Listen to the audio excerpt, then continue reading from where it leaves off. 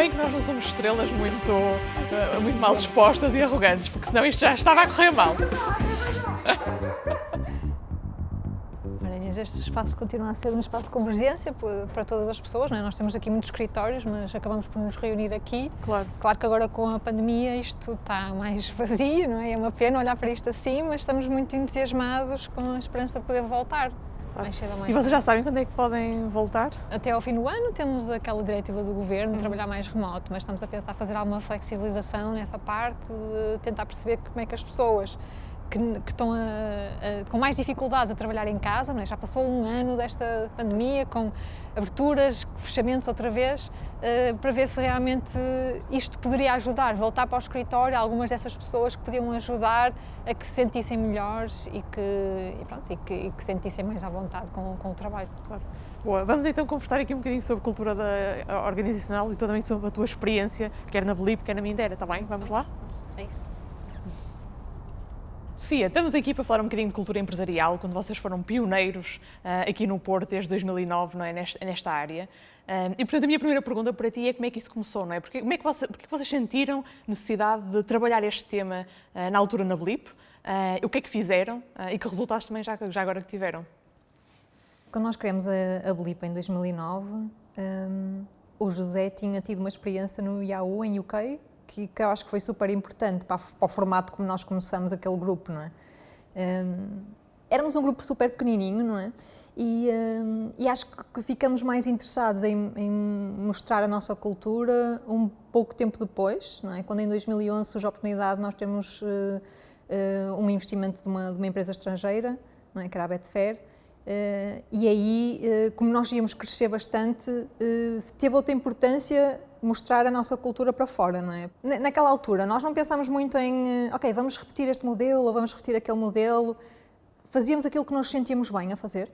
O José, na altura, era a pessoa que fazia um para uns com as pessoas, por exemplo, e que tinha essa preocupação de ir acompanhando o desenvolvimento das pessoas, mas nunca houve, assim, uma hierarquia super grande, não é? Não havia quase nenhuma, não é? Estávamos todos na mesma sala a trabalhar, não havia gabinetes para ninguém, e essa parte também foi super importante, não é? Para as pessoas sentirem confiança, sentir uma relação próxima umas com as outras.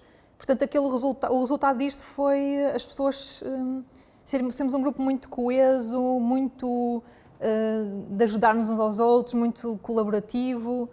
Esse ambiente nós gostamos bastante e, portanto, quando crescemos, por que não continuar a desenvolver um ambiente desse género, claro, com os desafios que o crescimento tem, mas ao mesmo tempo com muito entusiasmo, porque nós gostávamos muito daquilo que tínhamos, não é? Uma das coisas que eu me recordo, se calhar até das primeiras, ou seja, obviamente eu já tinha ouvido falar da Blip antes, mas eu lembro de 2011, 2012, vocês fizeram aquela campanha eu lembro de estar em toda a cidade, não é? Vem trabalhar, eu lembro que o conceito era a tua família, ou aqui Sim. é a tua casa, não é? Segunda casa. Exatamente, a sua segunda casa. Porquê vocês também sentiram necessidade dessa campanha especificamente?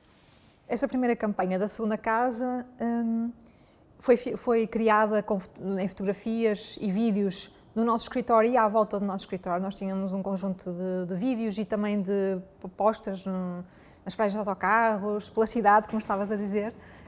E isso teve a ver com uma coisa muito curiosa, não é? Que as pessoas, algumas não aceitavam a nossa proposta porque os pais diziam que não conheciam a empresa, não é? Que era uma coisa nova, insegura, se calhar, tinham algum receio de que, se calhar, os filhos fossem para uma empresa que eles não conheciam e se calhar não tinha reputação. Então, essa campanha serviu para, massivamente, o nome Blip aparecer por todo lado, para pelo menos ficar na memória das pessoas e criar, assim, uma consciência coletiva de que esta empresa existe e eu já vi isto em qualquer lado. Esse tipo de memória.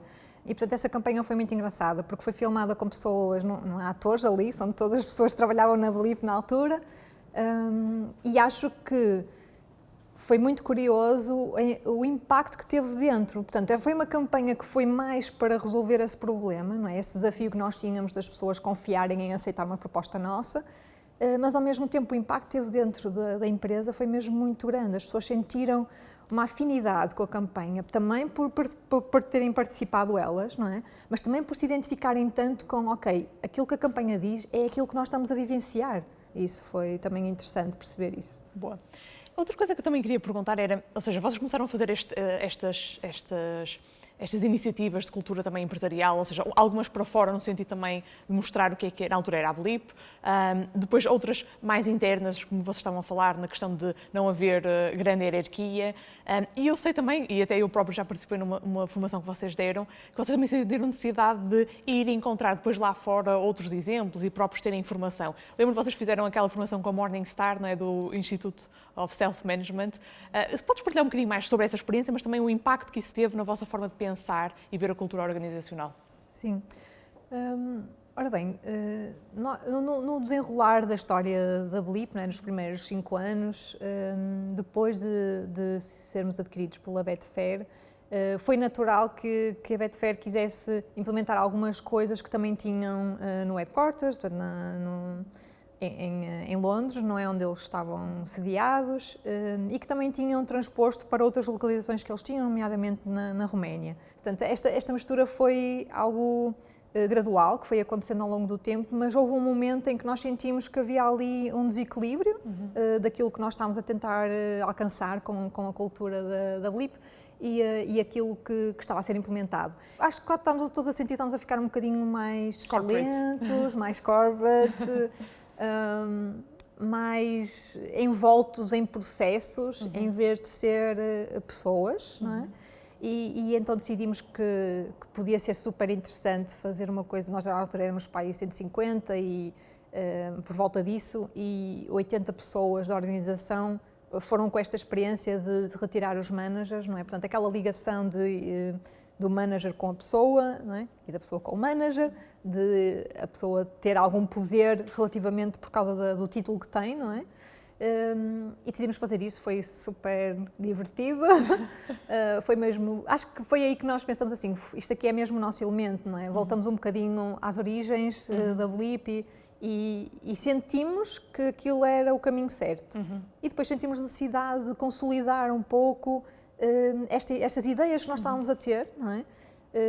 E decidimos fazer, eu e o Luís Simões fomos fazer o curso de Applied Self-Management aos Estados Unidos, que foi uma experiência impressionante, não é? Visitar uma fábrica de processamento de tomate que está a fazer self-management há 35 anos ou mais, não é? Isto foi em 2014. Nós voltamos tipo, não é? Com óculos com estrelinhas e rainbows, unicórnios, coisas assim. Portanto, quando nós voltámos, estávamos ainda mais convencidos de que este caminho era super possível, era possível em vários formatos, não é?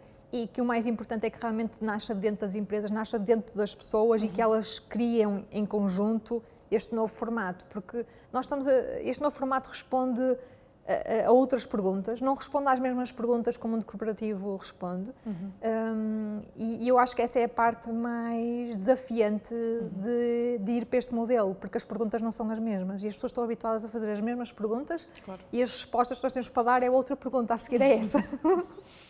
E qual é o impacto ou seja, vocês nessa altura definiram essa estratégia, depois, entretanto, também deram início aqui à Mindera, não é? Também acredito que também aplicaram muitas dessas aprendizagens na construção desta nova empresa. Mas qual é o impacto que essa decisão de cultura organizacional tem no momento que vão recrutar, não é? Portanto, eu acredito que, se calhar, o modelo que vocês têm hoje não é o modelo para toda a gente, não é? E se calhar nem toda a gente se sente confortável com isso, e não há mal nenhum nisso, não é? Portanto, simplesmente não se sentem tão confortáveis por um conjunto de fatores. Como é que isso também impacta a forma como vocês recrutam, a forma também depois como é que vocês gerem as pessoas internamente? O impacto na forma como nós recrutamos é que nós temos alguma preocupação em explicar às pessoas, antes delas tomarem uma decisão se querem vir para a Mindera ou não, como é que as coisas funcionam. Assim, de uma forma mais geral, não é? Porque só vivenciando isto é que se consegue perceber toda a dimensão, claro, mas nós tentamos explicar algumas das coisas que são muito diferentes das outras empresas, não é? As outras acho que depois não são tão diferentes, trabalhar em equipa é uma coisa mais comum, mas depois as outras coisas, não é? A forma como nós fazemos salários, a forma como nós não fazemos avaliações, e eu acho que nós sentimos muita necessidade de fazer isso. Portanto, nós temos o handbook também para tentar mostrar isso, estamos a tentar mudar o nosso site para que consigamos mostrar ainda mais disso que nós temos, e depois reservamos uma parte da entrevista, de uma das entrevistas mais finais, para explicar mais sobre a cultura, para evidenciar esses fatores que são diferenciadores. Mas as entrevistas são um bocadinho mistas. Há pessoas que dão muita importância a isso e é isso que estão à procura, ou então tipo, estão surpreendidos com isso e acham que até pode ser muito interessante, enquanto que outras ficam um bocadinho mais apreensivas. Mas como é que isso resulta mesmo, não é? Quando nós dizemos assim, olha, as férias são ilimitadas, não é? Não existe limite máximo, só existe mínimo. E as pessoas, a maior parte delas, a reação é tipo, mas então ninguém trabalha, assim, esta empresa ainda existe, não é? Claro. Portanto, isso não é exatamente o que acontece, não é? Portanto, são essas vivências que depois só dentro é que eu acho que se tornam um bocadinho mais reais e que se percebe melhor como é que isso acontece. Mas é assim que nós tentamos mostrar no recrutamento isso. Eu acho que são muito poucas as pessoas que depois acabaram por sair porque não se conseguiram identificar com a cultura, mas existem, ok? Claro. E isso é interessante também. Quais são tipo, os 2 ou 3 fatores que tu achas mais diferenciadores? Ou seja, já falaste aqui em alguns, mas se tivesses que tipo, selecionar aqui 2 ou 3 fatores dessa cultura que vocês estão a criar, não é? Ou então em termos de valores também, o que é que tu achas que é mais diferenciador? Eu acho que se calhar o principal seria a autonomia, as pessoas terem autonomia para fazerem aquilo que elas querem, para colaborarem em projetos, para definirem o seu próprio role na empresa, não é? Porque não é uma coisa estanque, não é? As pessoas podem criar o seu role, podem criar as suas responsabilidades, podem agarrar mais responsabilidades, menos, tudo tipo em conversas com os pares e a equipa. Se perguntares a outras pessoas da Mindera, as respostas vão ser muito diferentes, não é?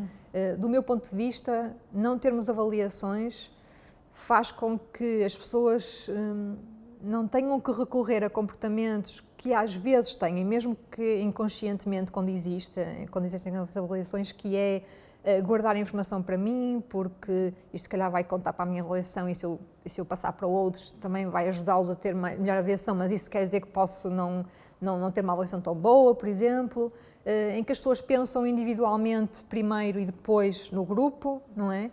E dar-nos assim uma liberdade, assim um descanso, não é? Uma oportunidade de confiar nos outros verdadeiramente, que eu acho que tem um impacto. Eu consigo ver esse impacto. Eu não sei se é assim tão real para toda a gente que está aqui, mas eu consigo ver esse impacto.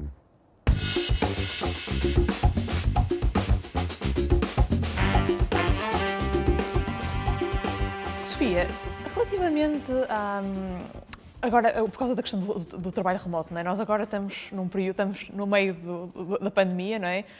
Vocês trabalhavam num escritório, não é? Com vários escritórios espalhados pelo mundo. De repente também tiveram que colocar as pessoas em casa a trabalhar remotamente. Muitas equipas não estavam necessariamente preparadas para colaborar, não é? Portanto, se antes a colaboração no escritório ia fluindo, não é? Porque as pessoas estavam juntas, de repente o que aconteceu foi há reuniões para tudo, os processos de tomada de decisão são muito demorados e parece que as pessoas têm muita dificuldade em colaborar. Como é que vocês também promovem a colaboração aqui dentro da Mindera? Sabes, tu dizeres isso, que as empresas estão a ter dificuldade, eu acho que já vieram ter comigo outras pessoas, outras empresas a dizer que têm alguns desafios e que são diferentes dos nossos, não é? Isso também parece-me super diferente dos nossos desafios, não é? Claro. Eu não acho que a gente tenha tido problemas em colaborar, eu acho que os rituais são um bocadinho diferentes, não é? Se antes nós podíamos assim, olha, vamos falar sobre isto e não precisávamos marcar nenhuma reunião, tipo, falávamos uns com os outros, juntávamos num canto ou numa salinha e falávamos sobre isso. Agora temos que ir para um Zoom. Para nós a colaboração sempre foi super fácil, não é? Nós fazemos quase tudo em conjunto, temos super consciência de quais são, se calhar, as nossas mais-valias, o que é que nós somos fortes e o que é que outras pessoas são fortes e, sei lá, se calhar há uma comunicação que não é comunicada, mas que todos sabemos que um certo projeto já sabemos mais ou menos quem é que vai ficar com cada coisa, não é? Porque temos os pontos fortes de cada um e jogamos um bocadinho com isso em equipa. Por isso, mas também nos habituamos a conhecermos a nós mesmos, não é? Nós temos, sei lá, fazemos o MBTI, fazemos o Brain Axe, que é assim uma versão intensiva que nós fazemos durante 3 dias, não é? Que antes da pandemia era numa floresta com um sítio para uma pessoa dormir e era assim uma coisa muito intensa de desenvolvimento pessoal e agora já fizemos o primeiro online e que também correu super bem. Mas trabalhamos bastante nisso, não é? De autoconhecimento, mas também conhecimento do outro, conhecimento das características que as pessoas podem ter, das forças e se calhar das coisas que se calhar são menos boas. E essa importância faz com que a gente se conheça todos muito bem e consigamos colaborar de uma forma sei lá, quase sem pensar, não é preciso tipo distribuirmos tarefas, ou não é preciso termos várias reuniões porque não conseguimos distribuir as tarefas pelas pessoas certas. Acho que para nós não foi tanta dificuldade, mas eu percebo que seja para, mesmo por causa da organização do escritório, imagina, para nós estamos todos uns em frente aos outros, estamos na mesma sala se estivermos no mesmo projeto, mas imagino que outras empresas estiverem com outro formato, irem para casa quando não estão habituadas a colaborar, pode ser um pouco mais difícil, não é? Pode ser e eu acho que é uma boa oportunidade para repensarem um pouco na forma como usam ferramentas de colaboração e como é que isso está a afetar a cultura das organizações. Tocaste aí num ponto muito interessante, que é essa questão das pessoas se conhecerem e conhecerem a equipa, que eu também acho que não é algo muito comum, não é? Portanto, não é, pelo menos as empresas que eu vou conhecendo, há algum trabalho nessa área, mas mesmo assim não é um trabalho muito acentuado. Porque vocês também sentiram essa necessidade, não é? Porque, efetivamente, colaboração tem muito a ver com o conhecimento do outro, o conhecimento pessoal que nós temos, dos nossos pontos fortes, fracos, etc. Porque vocês também sentiram essa necessidade de realmente promover este autoconhecimento e o conhecimento das equipas para o vosso trabalho? Aquilo que nós pensamos é que eu acho que é desafiante separar as pessoas em vida pessoal e vida profissional. Eu acho que quando fazes isso, estás a criar uma divisão no eu, que é muito difícil de gerir, não é? Das 9 às 6 há uma vida diferente da outra, e aqui nós gostamos de misturar as coisas, mas não do ponto de vista de estás sempre a trabalhar ou podes tipo vir de pijama trabalhar, pronto, não nesse aspecto, mas num aspecto em que o trabalho faz parte da tua vida, não é? Deve, se calhar, complementá-la, enchê-la de coisas fixes, enchê-la de desafios, enchê-la de todas as outras coisas que as coisas, o resto da vida também te enche e também investes tempo em. E, de certa forma, foi isso que nós nos focamos. Como é que as pessoas conseguem não desligar essa parte quando entram aqui, não é? Porque eu acho que também tem a ver com o ambiente, tem a ver com a mobília, tem a ver com o espaço, tem a ver com os processos que a empresa tem. As empresas às vezes querem ser lean, ou rápidas, ou eficientes, ou inovadoras, não é? E fazem programas de inovação e fazem, sei lá, projetos específicos, mas se depois internamente o processo, por exemplo, de marcar férias tem 3 formulários e precisa de passar por 4 pessoas, como é que isto se junta, não é? Como é que eu, como colaborador, passo por isto, mas depois a minha mente tem que se afastar desse processo que a empresa está a dizer, não é? Está a exigir que eu cumpra. Como é que depois o meu cérebro tem que fazer o shift para, ok, agora tem que ser flexível, inovar e ser lean e rápido e eficiente, não é? Como é que as duas coisas se conjugam, não é? Estamos a falar uma coisa e a fazer outra, por isso as coisas têm que... É engraçado tu dares esse exemplo, porque eu lembro-me que quando eu estive aqui convosco num workshop que vocês fizeram também sobre os diferentes tipos de organizações, ou o futuro das organizações, lembro-me do Luís ter dado um exemplo que eu achei muito interessante e vou usando até às vezes também exatamente para mostrar isso, que é, se nós queremos promover a autonomia, as pessoas não podem chegar aqui no primeiro dia e terem tudo à sua espera, tudo pronto, de forma a não terem que perguntar nada a ninguém, em que está tudo pronto para elas começarem a trabalhar. Logo aí é uma oportunidade de promoção da autonomia, não é? Se elas tiverem que ir à procura, perguntar aos colegas, etc. E eu acho que está muito relacionado com aquilo que estás a dizer também, não é? Se nós queremos promover uma cultura de inovação, de agilidade, etc., não é das 5 às 7 ou das 9 às 11 da manhã que nós somos ágeis, não é? E depois a partir daí já não somos porque o projeto já terminou ou já não estamos na reunião do projeto. Realmente tem que ser pensado como um todo, não é? Como estás a dizer, é quase como uma personalidade que tem que ser transversal à cultura da organização, transversal a tudo, não é?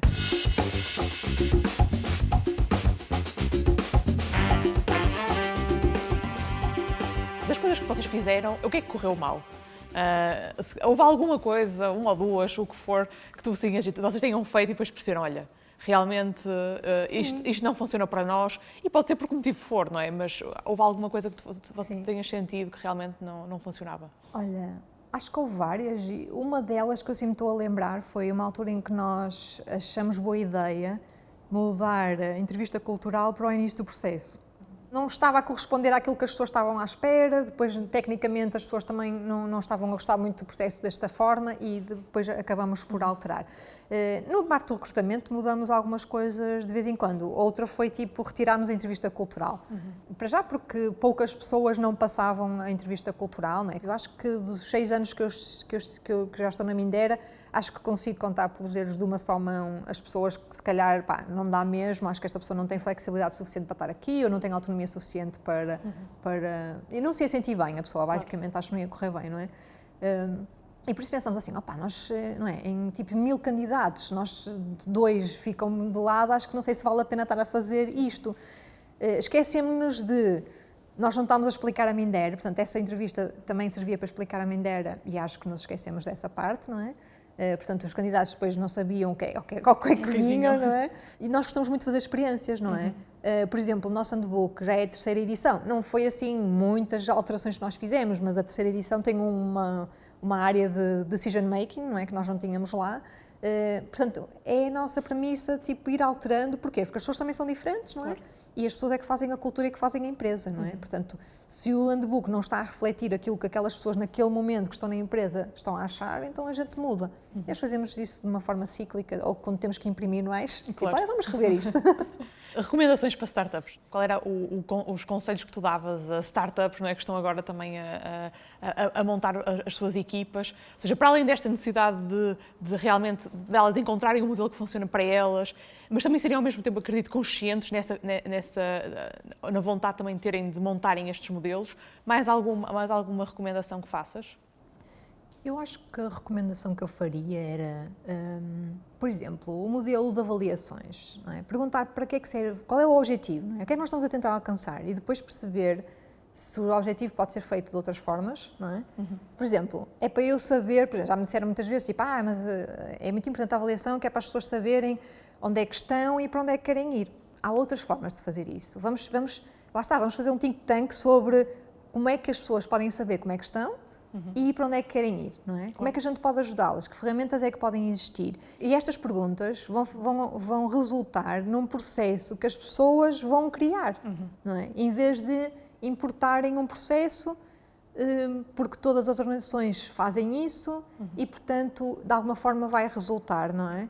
Pronto, eu acho que essa parte é importante, questionar o porquê das coisas, não é? Eu já conheci startups em que uma delas tinha 5 pessoas e 3 delas, uma era o CEO, o CFO e o COO.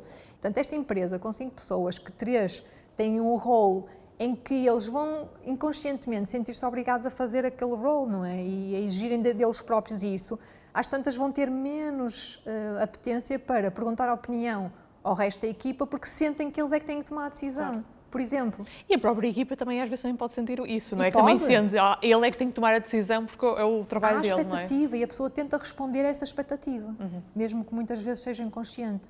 Portanto, isso leva a esses comportamentos. Portanto, desde que as pessoas estejam aware, estejam conscientes de que é isso que vai acontecer, portanto, assim que tu crias uma empresa e que agrupas em departamentos, por exemplo, isso vai ter resultados. Isso vai ter resultados nos comportamentos das pessoas que lá estão.